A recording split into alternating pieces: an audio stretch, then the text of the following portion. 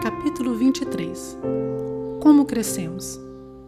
Deus quer que cresçamos em tudo como Cristo. Efésios 4:15. O propósito disposto para nós não é que continuemos como crianças. Efésios 4:14. Deus quer que você cresça. O objetivo do Pai Celestial é que você amadureça e desenvolva as características de Jesus Cristo. Lamentavelmente, milhões de cristãos envelhecem, mas nunca crescem. Emperram numa perpétua infância espiritual, usando ainda fraldas e sapatinhos de crochê.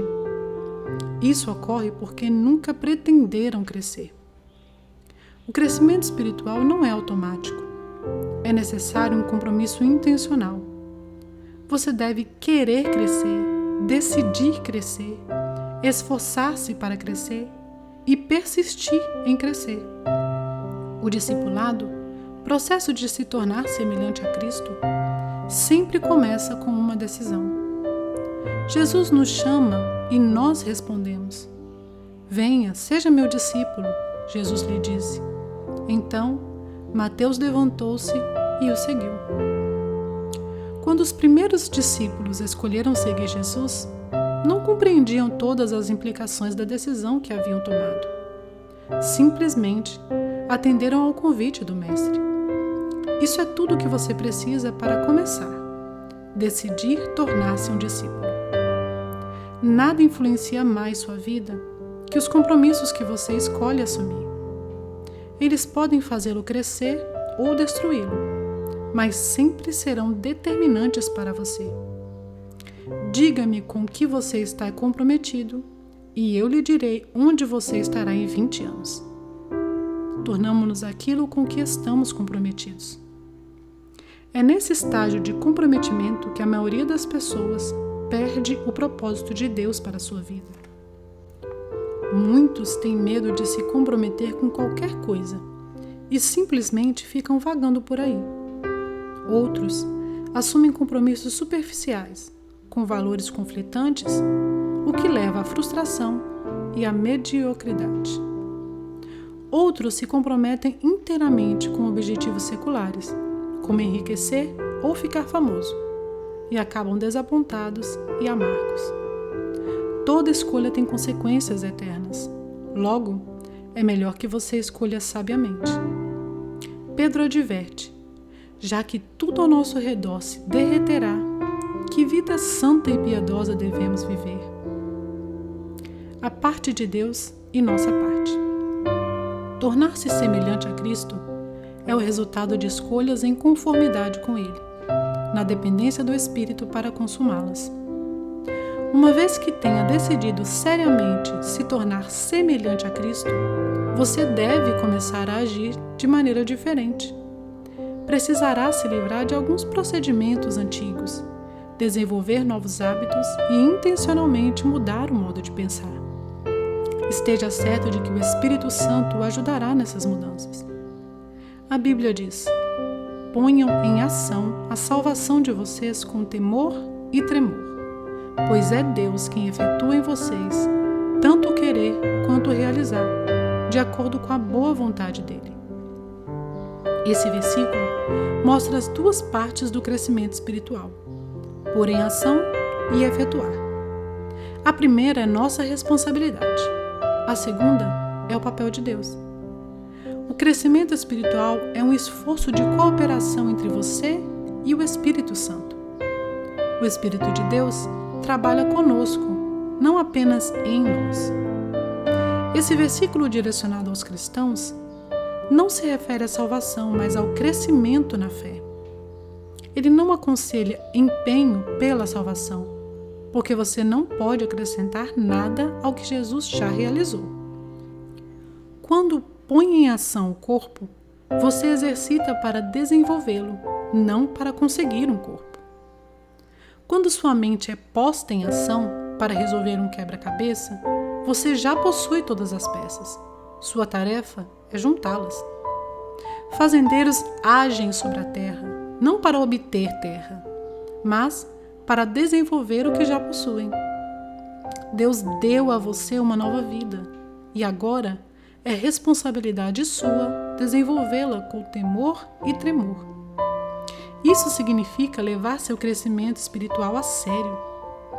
Quando alguém se mostra negligente com o crescimento espiritual, isso demonstra que ele não entendeu as implicações eternas desse ato, como vimos no capítulo 4 e 5. Reprogramando o piloto automático. Para mudar a vida, você deve mudar o modo de pensar. Por trás de tudo que você faz, há um pensamento. Todo comportamento é motivado por uma crença e toda ação é induzida por uma atitude.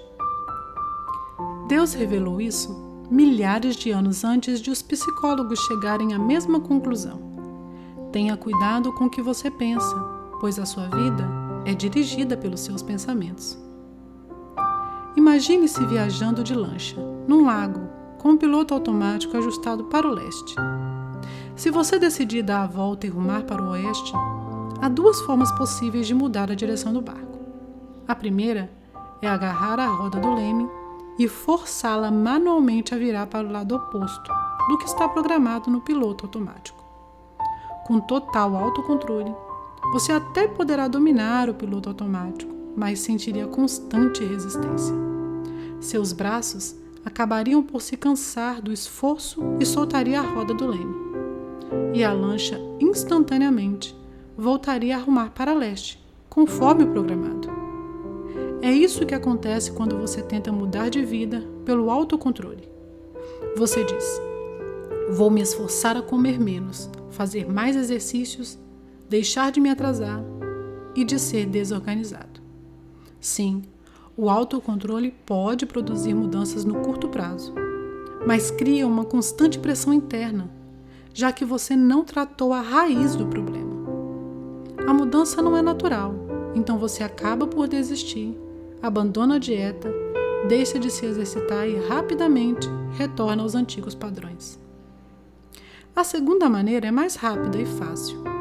Altere o ajuste do piloto automático, sua forma de pensar. A Bíblia diz: permita que Deus o transforme em uma nova pessoa, mudando a maneira de você pensar. O primeiro passo em direção ao crescimento espiritual é mudar o modo de pensar. Toda mudança deve sempre ocorrer primeiro na mente. O modo de pensar determina o modo de sentir, e o modo de sentir influencia a maneira de agir. Paulo diz: deve haver uma renovação espiritual de seus pensamentos e atitudes. Para ser semelhante a Cristo, você precisa desenvolver a mente de Cristo. O Novo Testamento chama essa mudança mental arrependimento, que no original grego quer dizer literalmente mudar de ideia. Você se arrepende sempre que muda a maneira de pensar, ao adotar o mesmo modo de pensar de Deus, sobre você mesmo, sobre o pecado, sobre Deus, sobre as outras pessoas, sobre a vida, sobre seu futuro e sobre tudo mais. Você assume a perspectiva e o enfoque de Cristo. Recebemos a seguinte ordem: pensem da mesma maneira que Cristo Jesus pensa. Esse processo consiste em duas etapas. O primeiro estágio dessa alteração mental é deixar de ter pensamentos imaturos, que são egocêntricos e egoístas. A Bíblia diz: deixem de pensar como crianças. Com respeito ao mal, sejam crianças, mas quanto ao modo de pensar, sejam adultos. Os bebês são por natureza egoístas, só pensam em si mesmos e em suas necessidades. São incapazes de dar, só conseguem receber. Isso é um modo imaturo de pensar. Infelizmente, muitas pessoas jamais vão além desse tipo de pensamento. A Bíblia diz que o pensamento egoísta é a fonte do comportamento pecaminoso. Os que vivem segundo a própria natureza pecaminosa só pensam nas coisas que essa natureza pecaminosa deseja. O segundo estágio da mudança que leva a pensar como Jesus é começar a ter pensamentos maduros, concentrados nos outros e não em nós mesmos. Em seu notório capítulo sobre o verdadeiro amor, Paulo conclui que pensar nos outros é a marca da maturidade. Quando eu era menino, falava como menino, pensava como menino e raciocinava como menino. Quando me tornei homem, deixei para trás as coisas de menino. Hoje, muitos presumem que a maturidade espiritual é medida pela quantidade de informação bíblica e de doutrinas que conhecem. Embora o conhecimento seja uma das maneiras de medir a maturidade, isso não é tudo. A vida cristã é muito mais que um conjunto de credos e convicções. Ela inclui conduta e caráter. Nossos atos devem ser coerentes com nossa fé, e nossas crenças devem ser confirmadas por um comportamento semelhante ao de Cristo. O cristianismo não é uma religião nem uma filosofia, mas um relacionamento e um estilo de vida. A essência desse estilo de vida, como vemos no exemplo de Jesus, é pensar nos outros e não em nós mesmos. A Bíblia diz: devemos pensar no bem deles e tentar ajudá-los, fazendo coisas que lhes agradam. Nem mesmo Cristo tentou agradar a si mesmo. Pensar nos outros é a base para se tornar semelhante a Cristo e a melhor evidência de crescimento espiritual. Esse tipo de pensamento não é natural, é contracultural, raro e árduo. Felizmente temos ajuda.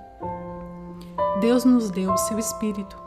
Por isso, não pensamos como pensam as outras pessoas deste mundo. Em alguns capítulos mais adiante, veremos as ferramentas que o Espírito Santo usa para nos ajudar a crescer.